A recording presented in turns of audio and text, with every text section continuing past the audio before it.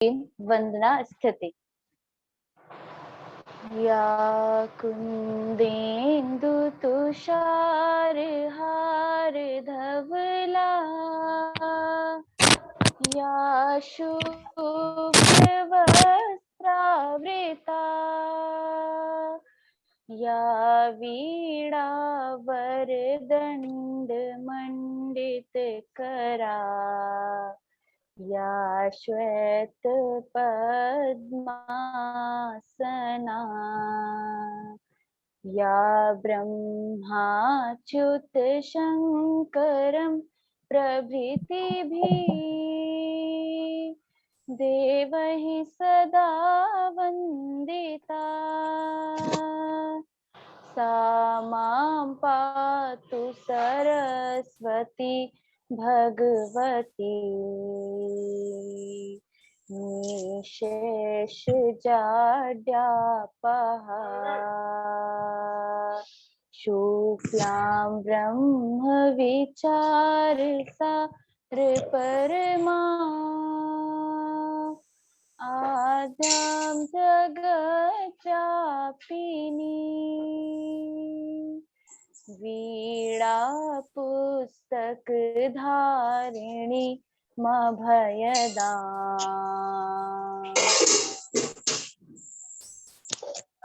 आड्यारापहा, हस्ते कमालिका विदधती, पद्मासने संस्थिता,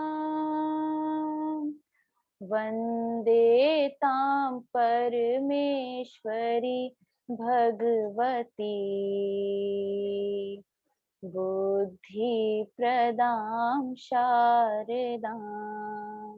मात प्रणाम। 1 2 3 स्वस्थ।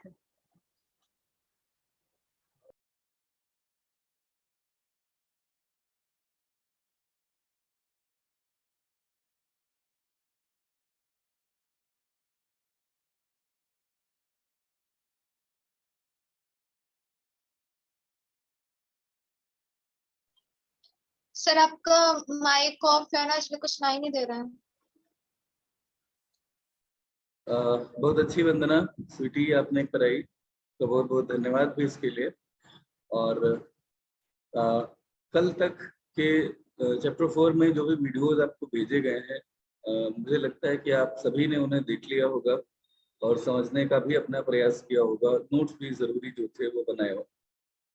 फिर भी कल के वीडियो की पहले हम बात करें। कल के वीडियो में मैंने आपको टाइप्स ऑफ अकाउंट्स पढ़ाया था और बेसिकली 3 प्रकार के खाते आपकी बुक में आपको बताए गए, पर्सनल, नॉमिनल और real account.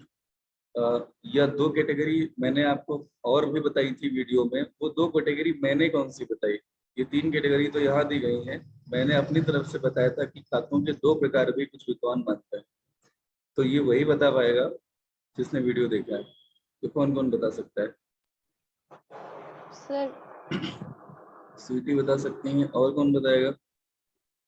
Who have noticed this point?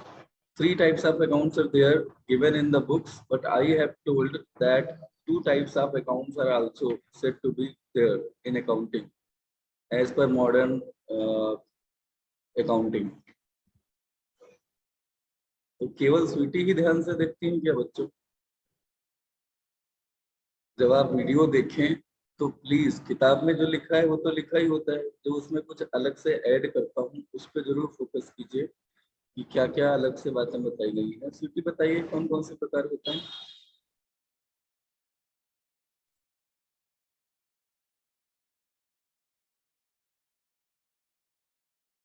Sweety क्या आप सुन पा रहे हो? अपने यहाँ एक तो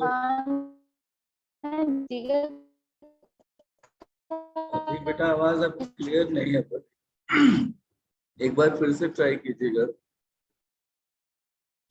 शायद वो डिस्कनेक्ट हो गई है।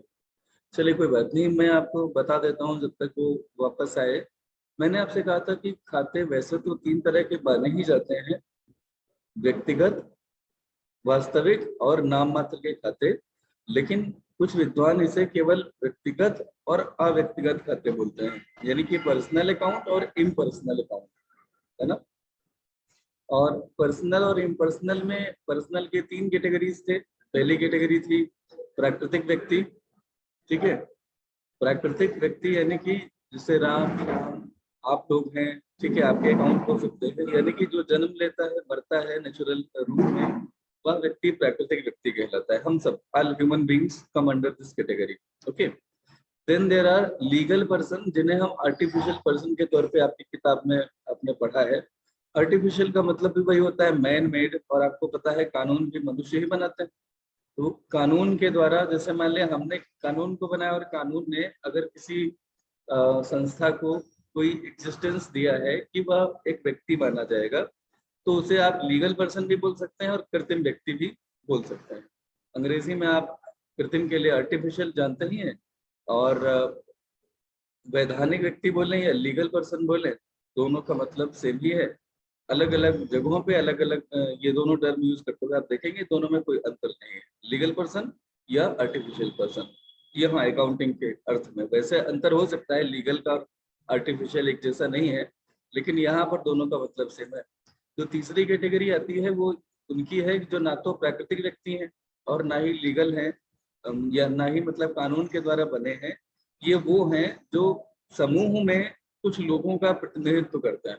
इसका तात्पर्य यह हुआ कि जैसे मान लिया कुछ ऐसे लोग हैं जिनको अभी सैलरी हमने नहीं दी, तो उन सबकी बकाया सैलरी को हम एक खाते का नाम दे देंगे आउटस्टैंडिंग सैलरी अकाउंट, ठीक है। अब वो एक अकाउंट सारे के सारे उन कर्मचारियों को रिप्रेजेंट कर रहा है जिनकी जितनी सैलरी बकाया है इन टोटल। सिमिलरली अगर हमने कुछ लोगों को कोई खर्चा एडवांस में दे रखा है, मान लिया रेंट हमने एडवांस में दे रखा है, तो प्रीपेड रेंट अकाउंट उन सारे लोगों को रिप्रेजेंट करेगा, उन सारे लोगों का प्रतिनिधित्व करेगा जो सारे लोग जिनको अभी एडवांस में रेंट पे कर दिया गया। तो ये सब रिप्रेजेंटेटिव पर्सनल अकाउंट कहलाते हैं। इसमें आपको मैं बताऊं कि बेसिकली 4 कैटेगरी आती हैं, 4 एडजस्टमेंट हैं, 2 खर्चों से संबंधित है और 2 इनकम से संबंधित है। खर्चों से संबंधित 2 मैंने अभी बोले आपको, कौन कौन से बोले। एक तो आउटस्टैंडिंग एक्सपेंस यानी कि अदत्त व्यय, और दूसरा पूर्वदत्त व्यय यानी कि एक्सपेंसेस प्रीपेड या एक्सपेंसेस पेड इन एडवांस, इनको हम प्रीपेड एक्सपेंसेस बोलते हैं। तो एक्सपेंसेस से रिलेटेड ये दो खाते हो गए जो कि रिप्रेजेंटेटिव पर्सनल अकाउंट कहलाते हैं। इसके अलावा इनकम से रिलेटेड क्या होता है, वह इनकम जो हमने कमा ली है लेकिन अभी पाई नहीं है, तो जिन जिन लोगों के ऊपर अभी वो ड्यू है, जिनसे हमें लेना बाकी है, उन सबको रिप्रेजेंट करेगी अर्जित आय यानी accrued income, ACCRUED, accrued income, ठीक है।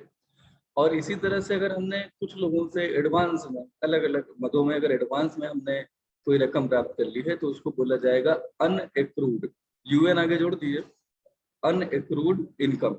इसको आप इनकम रिसीव्ड इन एडवांस भी कह सकते हैं एक्सप्लेन करने के लिए, लेकिन हम बोलते हैं इसको अनएक्रूड इनकम, ठीक है। तो ये 4 एडजस्टमेंट हो गई, 2 खर्चों से रिलेटेड, 2 इनकम से रिलेटेड, और 2 जो खाते होते हैं, ध्यान रखिएगा रिप्रेजेंटेटिव पर्सनल अकाउंट केवल 6 होते हैं। जो 2 खाते होंगे वो 2 खाते व्यापारी से संबंधित होंगे। व्यापारी से संबंधित वह खाता जब वो पैसा बिजनेस को देगा, पूंजी खाता कहलाता है। जब व्यापारी बिजनेस को पैसा देता है तो हम उसे क्या बोलते हैं, पूंजी तो बोलते हैं। और जब कभी व्यापारी अपने निजी उपयोग के लिए बिजनेस से कुछ पैसा निकाल लेता है तो हम उसे बोलते हैं आहरण यानी कि ड्राइंग्स, ठीक है। ये दोनों खाते चूंकि व्यापारी को रिप्रेजेंट करते हैं, इसलिए इसको हम बोलेंगे रिप्रेजेंटेटिव पर्सनल अकाउंट। आपकी किताब में बाई चांस इसे इन्होंने रिप्रेजेंटेटिव पर्सनल अकाउंट में नहीं लिखा है, बाई चांस कहें या बाई देयर अजम्पशन कहें, इन्होंने इसे नेचुरल पर्सनल अकाउंट में दिया है। If you can see you will find कि उन्होंने नेचुरल पर्सनल में लिखा है, लेकिन आप स्वयं दिमाग लगाइए कि नेचुरल पर्सन में वो नहीं हो सकता, क्योंकि क्या कैपिटल खाता कोई व्यक्ति को रिप्रेजेंट करता है क्या, वो रिप्रेजेंट तो करता है, लेकिन क्या वो नेचुरल पर्सन है? क्या आहरण खाता नेचुरल पर्सन है जो पैदा हुआ हो और मरेगा? जिससे हम सब लोग पैदा होते हैं, जन्मते हैं और मरते हैं एक समय के बाद अगर किसी को जाना होता है। तो क्या पूंजी खाता और आहरण खाता ऐसा हो सकता है? तो there is a mistake in the categorisation I think, तो आप उसे करेक्ट करेंगे। आप पूंजी खाता और आहरण खाता कहाँ लिखेंगे? Representative personal account. क्या आप लॉजिकली इस बात से सहमत हैं कि ये प्रतिनिधि व्यक्तिगत खाते में आना चाहिए, या आपको लगता है कि नहीं सर किताब सही करेगी? बताइए।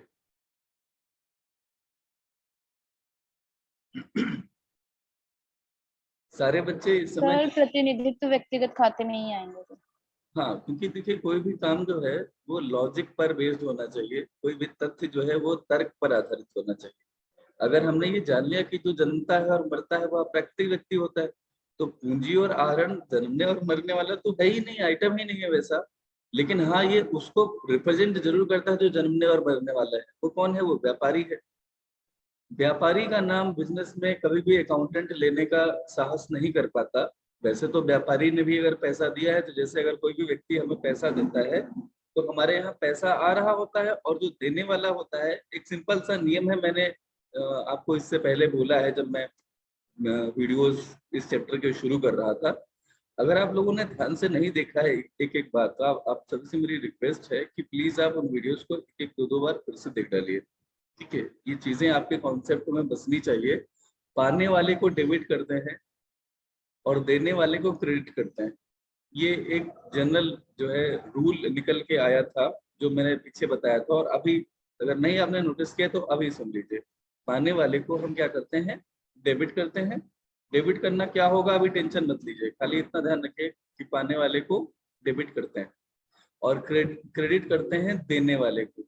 अब सवाल यह कि पाया और दिया जाएगा क्या? तो कोई वैल्यू दी जाएगी। वैल्यू का मतलब मूल्य, वो गुड्स के रूप में हो सकता है, संपत्तियों के रूप में हो सकता है, मनी के रूप में हो सकता है।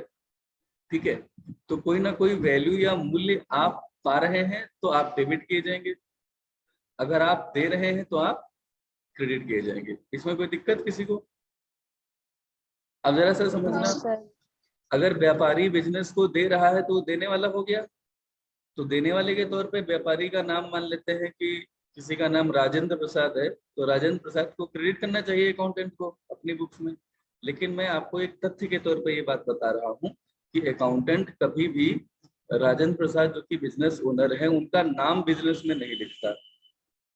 वो उनको रिप्रेजेंट करते हुए जब वो दे रहे होंगे तो वो उसको पूंजी खाता बोलेगा, कैपिटल अकाउंट।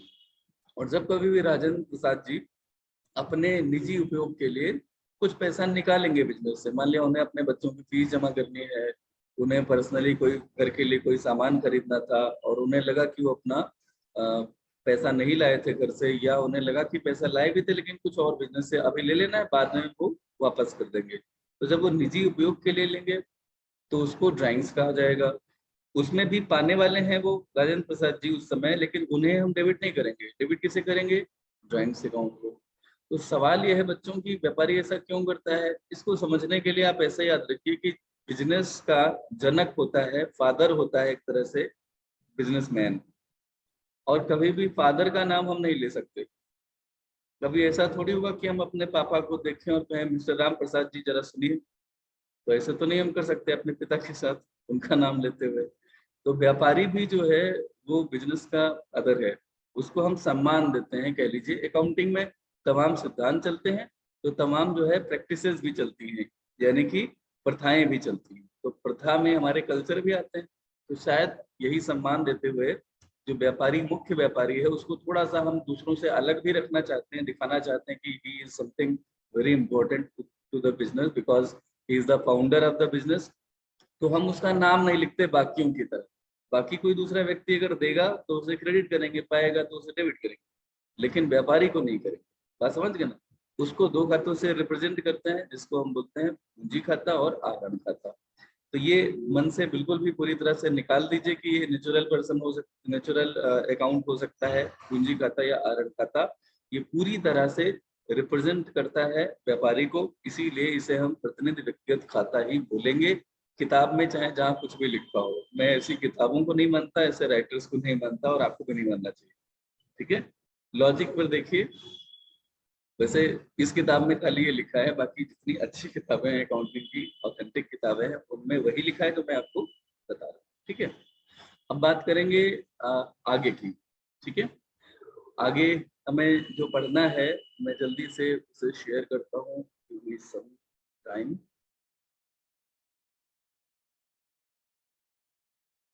कुछ और बच्चे हैं यहाँ पे जिनको कुछ भी पूछना हो इस चैप्टर में, अब तक के जो भी वीडियोस आए उनसे रिलेटेड अगर कुछ पूछना हो पुराना तो पूछ लीजिए, और यही मौका है, उसके बाद में फिर आगे की पढ़ाई शुरू करेंगे। लाइव क्लास में पुराना पूछने का आपके पास ये मौका है बच्चों।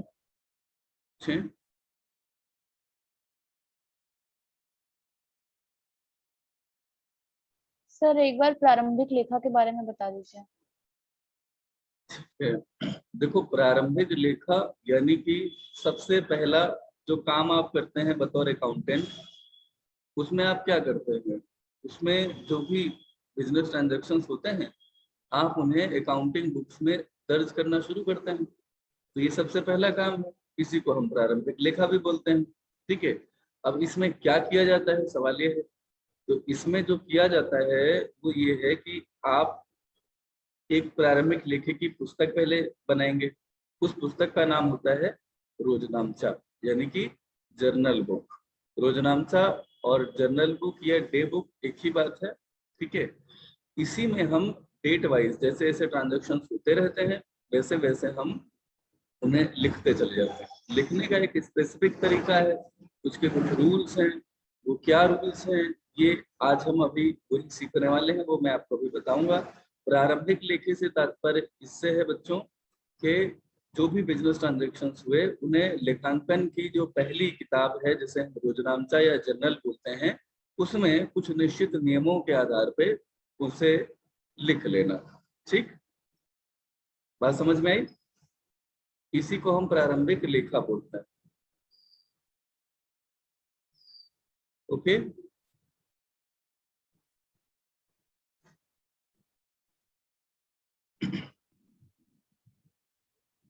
बताएं समझ में आई इतनी बात या नहीं आई? Yes sir. आगे सर। और कोई बात, और कोई टॉपिक जो आप पूछना चाहें इसमें? आज का मौका है आपके पास 2 मिनट का। और यस एनीवन, जितने भी बच्चे जुड़े हैं पूछना चाहें तो पूछ लीजिए। तो आगे की जो टॉपिक हैं उनको हम आगे बढ़ाएं, फिर आगे आगे बढ़ें। Yes sir. Yes sir.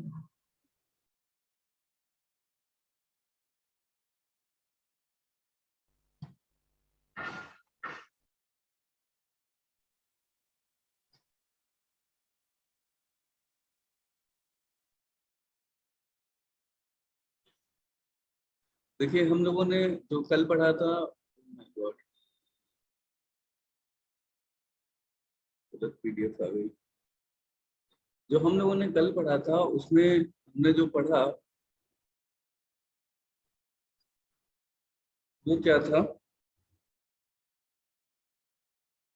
मुझे लगता नहीं कि आज जो है हम लोग बहुत आगे बढ़ सकेंगे, क्योंकि इस पीडीएफ में पढ़ने थोड़ा सा गड़बड़ है। Just 1 minute, let me check this.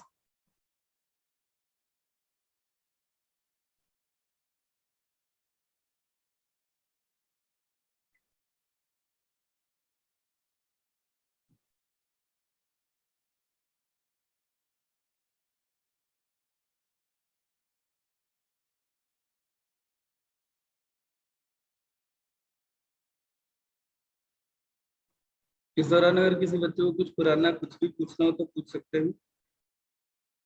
अभी मैंने आपको जो पर्सनल अकाउंट, नॉमिनल अकाउंट और जो है रियल अकाउंट के बारे में बताया। पर्सनल अकाउंट के तो 3 टाइप आपने समझ लिए, ठीक है ना। बाकी के जो 2 खाते बचते हैं जिन्हें हम रियल और नॉमिनल अकाउंट बोलते हैं, उन खातों को हम एक साथ अव्यक्तिगत खाता भी बोल लेते हैं। यानी कि पर्सनल अकाउंट एक कैटेगरी हो गई और दूसरी कैटेगरी हो गई इम्पर्सनल अकाउंट, यानी कि अव्यक्तिगत खाते। उनकी 2 कैटेगरीज के अंतर्गत आ जाएंगे वास्तविक खाते और नाम मात्र के खाते। ठीक है, तो ये भी एक कैटेगराइजेशन अकाउंट्स का अभी मॉडर्न अकाउंटेंसी में किया जा रहा है। ठीक है, पर्सनल अकाउंट और नॉमिनल अकाउंट, यानी इस तरह से खाते केवल 2 प्रकार के हो गए, एक तो पर्सनल अकाउंट और दूसरा इम्पर्सनल अकाउंट। इम्पर्सनल अकाउंट में रियल अकाउंट है और नॉमिनल अकाउंट है। तो रियल अकाउंट क्या होता है, कौन बता सकता है? कोई बता सकता है आप में से?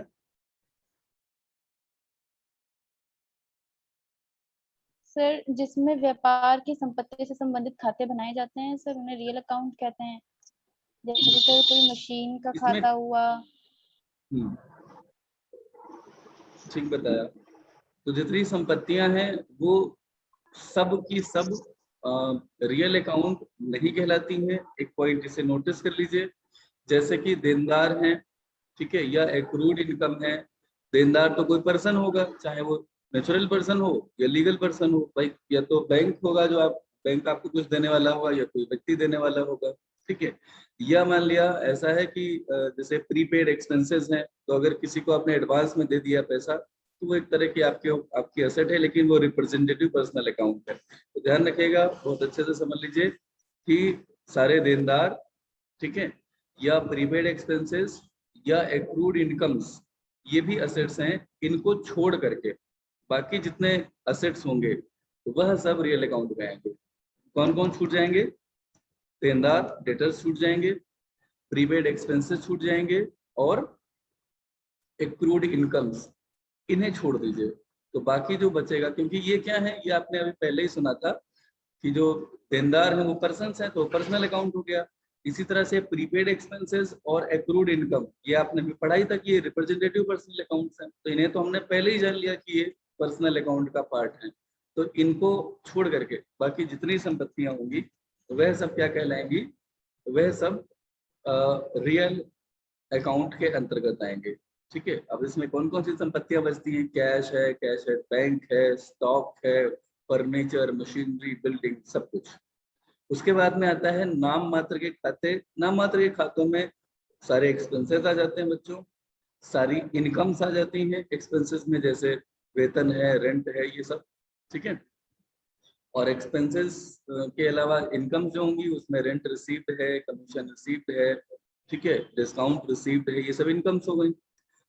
एक्सपेंसेस और इनकम के अलावा इसमें लाभ भी आते हैं और हानियां भी आती हैं, और साथ ही साथ रेवेन्यू भी आती है, ठीक है। रेवेन्यू यानी कि विक्रय से प्राप्त मूल्य, ये रेवेन्यू कहलाता है। तो ये सारी चीजें किसमें आती हैं? ये नॉमिनल अकाउंट्स में आते हैं। क्या ये बात क्लियर है? अब हमें यस सर। इनसे सर संबंधित, अगर मैंने एक बार मैं फिर से रिपीट कर दूं कि अगर आप पर्सनल अकाउंट और इम्पर्सनल अकाउंट दो कैटेगरी मानते हैं, तो पर्सनल अकाउंट की 3 सब कैटेगरीज हैं। एक तो नेचुरल पर्सन, दूसरा आर्टिफिशियल पर्सन या लीगल पर्सन, तीसरा रिप्रेजेंटेटिव पर्सनल अकाउंट। तीन पर्सनल अकाउंट की 2 कैटेगरीज हैं या सब कैटेगरीज हैं, और वो है पहला रियल अकाउंट और दूसरा नॉमिनल अकाउंट। रियल अकाउंट में सारी एसेट्स आएंगी, केवल देनदारों को, एक्रूड इनकम्स को, देनदार यानी डेटर्स को, एक्रूड इनकम्स को और प्रीपेड एक्सपेंसेस को छोड़कर यही संपत्तियां हैं, लेकिन ये पर्सनल अकाउंट्स का पार्ट हैं। तो इन्हें हटा करके बाकी सारी एसेट्स रियल अकाउंट का हिस्सा होंगे, यानी उसके अंतर्गत आएंगे। और बात करें नॉमिनल अकाउंट की, तो इसमें जितने भी एक्सपेंसेस हैं, इनकम है, प्रॉफिट्स हैं, लॉसेस हैं और रेवेन्यू यानी कि विक्रय मूल्य, जो आपको मिलेगा विक्रय करने के बाद मूल्य, वह मूल्य, ठीक है। तो ये 5 चीजें, 5 items, expenses, income, profits, losses and revenue, ये इसमें नॉमिनल अकाउंट की कैटेगरी में आते हैं, ठीक है। तो इतना ध्यान रखेंगे। अब हमारे पास 10 मिनट बचे हैं। इन 10 मिनट में बहुत ज्यादा कुछ नया टॉपिक नहीं शुरू हो सकता है। देयर इज एक्चुअली पीडीएफ मैंने एक सेलेक्ट की थी, उसमें पेजेस कुछ आड़े तिरछे हो गए, तो मैं आपको कुछ बातें जनरली और जो काम की हैं वो बताने जा रहा हूँ, उसे आप ध्यान से सुन लीजिए। और आज की क्लास के लिए इतना ही रखेंगे। ये थ्योरेटिकल बेस है। न्यूमेरिकल्स के लिए इसके रूल्स जो होंगे वो आपको कल बताएंगे अच्छे से। आज अगर जल्दी जल्दी बताएं और आपको कम समझ में आए तो बहुत फायदा नहीं है। आज आप सभी से मेरी एक रिक्वेस्ट है कि इस चैप्टर में, चूंकि यहाँ से हम न्यूमेरिकल की शुरुआत करने वाले हैं, तो जो मैंने आज बोला है इसको आप बहुत अच्छे से एक बार फिर से इस रिकॉर्डिंग को देख लीजिएगा। और दूसरा, जो आपकी बुक है उसमें जो अकाउंट की कैटेगराइजेशन है, उसे जैसे मैंने बताया है उस संदर्भ में उसको पढ़ करके अपनी अकाउंटिंग नोट्स में शामिल कर लीजिए, ठीक है। जो इससे पहले के मैंने वीडियोस आपको भेजे हैं, फर्स्ट और सेकेंड वीडियो, उन्हें भी आप एक एक दो दो तीन तीन बार अच्छे से देख लीजिए, एक एक बात को अच्छे से समझ लीजिए, जो बात कहने की कोशिश की गई है। पढ़ भी लीजिए अपनी किताब से, लेकिन पढ़ने के साथ साथ जो वीडियोस में बताया गया उसे अच्छे से समझ लीजिए। अगर आप इतना कर लेंगे बच्चों, तो आपके लिए आगे का जो अकाउंटेंसी में जनरलाइजिंग का की क्वेश्चंस आपको करने होंगे, वो आपके लिए ना खेल लगेगा। खेल जितना अम्यूजिंग भी लगेगा, एंटरटेनिंग भी लगेगा। लेकिन अगर आपने जो मैंने आज कहा है वो नहीं किया, तो आपको लगेगा कि हमें समझ में नहीं आ रहा है। फिर आप कहेंगे कि सर हमें समझ में नहीं आ रहा, हमें ये दिक्कत है, हम कर नहीं पा रहे हैं। कर लेंगे, बिल्कुल कर लेंगे बड़े आसानी से। लेकिन क्या है कि ये सवाल थोड़ा लंबे होते हैं, तो इन्हें अगर हम स्टेप बाय स्टेप पढ़ लेते हैं तो अच्छा रहता है। तो हमने पहले वीडियो में आपको जो बात बताई, वो ये बताया कि लेखा जो होता है वह कितने स्टेजेस में बटा हुआ होता है। आपने जान मतलब पहले तो दोहरा लेखा प्रणाली को जाना था, लेकिन जहाँ से हमने जर्नलाइजिंग करना सीखना था, जहाँ से अकाउंटिंग करना सीखना था, वहां से अकाउंटिंग की स्टेजेस जो थी उसमें प्रारंभिक लेखा था, यानी कि आप रिकॉर्ड करेंगे ट्रांजेक्शन्स को, ठीक है।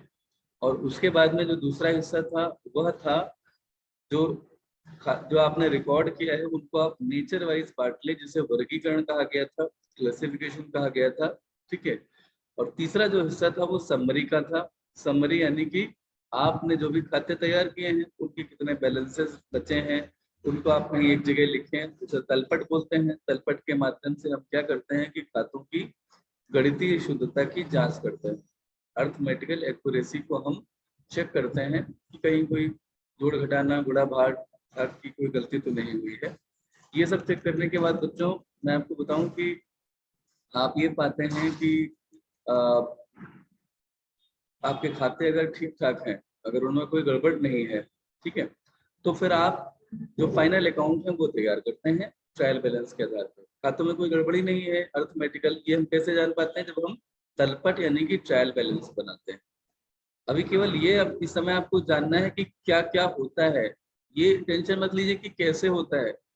पहले तो क्या, इस प्रश्न का व्हाट का आंसर ढूंढिए, क्या का आंसर ढूंढिए कि क्या क्या होता है, कैसे होता है, ये दूसरा सेकंड फेज है जानने की, है ना।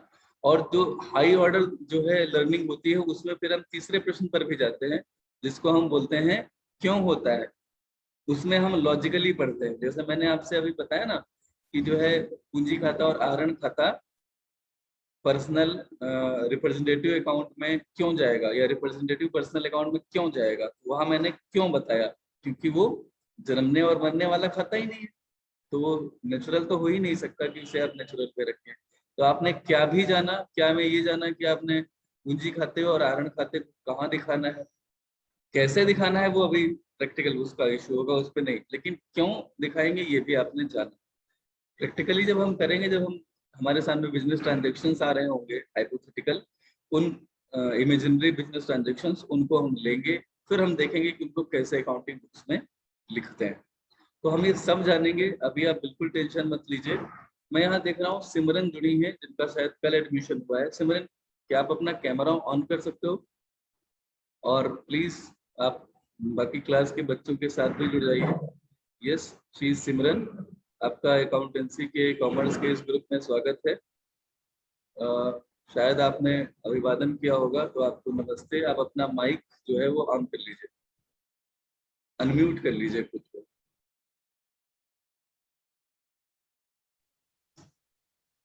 सिमरन, आपको खुद को अनम्यूट करना होगा और कुछ बोलिए, बताइए कि अभी तक आप बीच में शायद किसी समय जुड़े। आज की क्लास में बहुत कुछ नया नहीं बताया गया है, इससे पहले के कुछ वीडियोस हैं जिनमें ये सारी बातें डिस्कस की जा चुकी हैं सिमरन। तो चैप्टर 4 से आप कंटिन्यू कर सकें, इसके लिए 2 वीडियो लेक्चर्स जो है वो बनाए गए हैं। उन दोनों वीडियोस को एक बार आप रिवाइज करके देख लीजिए। 20-20, 10-10 मिनट के वीडियोस हैं, बहुत ज्यादा समय नहीं लगेगा, आधा घंटे में दोनों वीडियोस आप देख पाएंगे। और उसके बाद में जो आज की रिकॉर्डिंग है, क्योंकि आप समय से नहीं जुड़ पाए थे, तो आप उसे भी देख लीजिए। ये तीनों चीजें सारे बच्चे देख लीजिए, भले आप देख चुके हैं, प्लीज इतना मेरा मान लीजिए कहना। ऐसा करने से आप जो है कल एकदम तैयार होंगे, जो भी मैं आपको बताने वाला हूँ उसके लिए।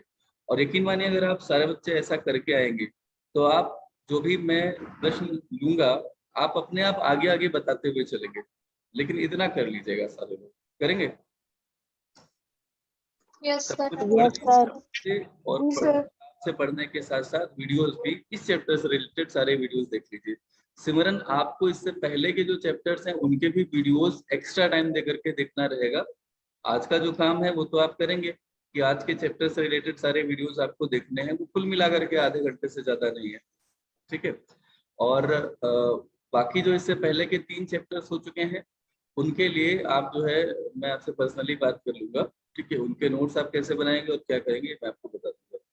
तो बच्चों आज के लिए मेरी तरफ से इतना ही। अभी मैंने आपको कल की स्ट्रेटेजी बता दी है कि कल आप जब आएंगे लाइव क्लास में तो कितना तैयार होके आएंगे और कैसे तैयार होके आएंगे, इतना जरूर कर लीजिएगा सारे लोग, ठीक है। और प्लीज मुझे एक बात और कहनी है, जब भी जुड़ा करिए तो कैमरा आप अपने आप ऑन कर लिया करिए। ये बार बार कहते भी अच्छा नहीं लगता, उसमें टाइम भी खराब होता है, ठीक है। और पूरी तरह से आप मान के चलिए कि लाइव क्लास में आप जैसे स्कूल में जाके बैठते हैं या कोचिंग में जाके बैठते हैं, आप वैसे ही अपना मन बना के रखिए, सुबह जग जाया करिए जल्दी, इस तरह से तैयार हो जाएगी आप जो है लाइव क्लास में जुड़ सकें और खुद को रिप्रेजेंट भी कर सकें, कुछ बोल भी सके, ठीक है। उससे पहले कि आप लाइव क्लास में आए कुछ नाश्ता वगैरह कर लेना चाहिए, ठीक है, कि पता लगे आप तो जो है कर तो आप क्लास अटेंड रहे हो लेकिन मन जो है वो चाय कॉफी में ही लगा हुआ है, या बाकी लोग खा रहे हैं तो हमें भी लग रहा है कि यार हमें भी मिलना चाहिए जल्दी से, तो फिर कैमरा ऑफ करना ही का ऑप्शन बचता है कि हाँ चलो सर तो बोले ही जा रहे हैं तो बोलते रहते हैं, हम इस दौरान कुछ और कार्यक्रम कर लेते हैं। तो प्लीज ये सब करोगे ना तो जो हम बोलते रहते हैं ना वो सुनने में तो आएगा, समझने में नहीं आएगा, ठीक है। तो पूरी मानसिकता के साथ बैठिए, तैयारी के साथ बैठिए कि सीखना है। तो कल की क्लास में फिर से मिलेंगे। आज के लिए आप सबका बहुत बहुत धन्यवाद कि आप जुड़े और विधिवत जुड़िए, जो डूज और डोंट्स हैं उनका पालन करते हुए लाइव क्लास में जुड़िए। कैमरा हमेशा ऑन रखेंगे और माइक भी अगर बहुत शोरगुल नहीं है तो परमानेंटली ऑन कर दीजिए, कोई इशू नहीं है, ठीक है। दिक्कत होगी जिसको तो मैं बोल दूंगा कि माइक ऑफ कर लो, उस दौरान के लिए कर लेना, और जैसे ही मैं भूल जाऊँ फिर से ऑन कर लेना, कोई दिक्कत नहीं, ठीक है। तो फिलहाल आप सभी को ढेर सारी शुभकामनाएं कि आज आप ये काम कर सको जो आपसे अपेक्षा की गई है।